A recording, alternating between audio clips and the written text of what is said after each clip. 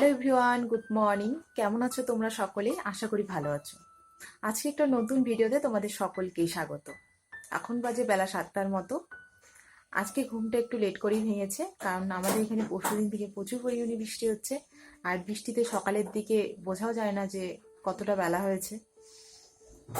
যাই হোক, চলো এরপর আমি কি কি করবো আমি নিজেও জানি না। তোমরা চলো ভিডিওটা শেষ পর্যন্ত দেখতে থাকো। আজকে ঘুম থেকে উঠতে যেহেতু খানিকটা লেট হয়েছে, তাই সকালে পড়তে বসিনি, সোজা চলে গেছিলাম ফ্রেশ হয়ে রান্নাঘরে রান্না করতে। আজকে আমি সেদ্ধ ভাতই করেছি। আমার এই আলু সেদ্ধ ভাত বেশ লাগে, তবে শীতের দিনে হলে এই গরম ভাতে একটু ঘি অপূর্ব লাগে। তোমাদের কাদের কাদের ভালো লাগে অবশ্যই কমেন্টে জানিও। আজকে আমি করেছি কোয়াশ ভাজি ফার্স্ট টাইম। আমি ভালো লাগলো, তবে যারা মিষ্টি পছন্দ করে তাদের ক্ষেত্রে ঠিক আছে, আমার ততটাও ভালো লাগেনি। খাওয়া দাওয়া কমপ্লিট করে সোজা রুমে চলে এসেছি। এরপর বাইরে কিছুক্ষণ বৃষ্টি দেখছিলাম।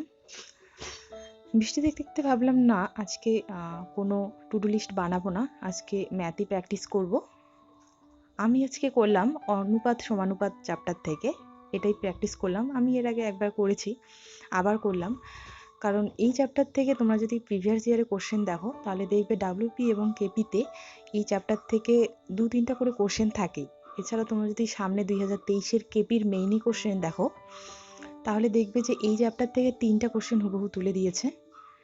তাই এই চ্যাপ্টারটাই প্র্যাকটিস করছিলাম, এবং সাথে 2টা আমি টেক্সট বুক থেকে মক টেস্টও দিই চ্যাপ্টার ওয়াইজ।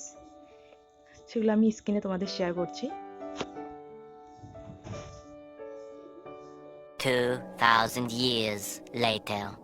তাহলে ম্যাথ প্র্যাকটিস করার পর আর পড়তে বসিনি, দুপুরে খাওয়া দাওয়া করে ঘুমিয়ে পড়েছিলাম। ঘুম থেকে যখন উঠি তখন দেখি প্রায় 7টার মতো বেজে গেছে।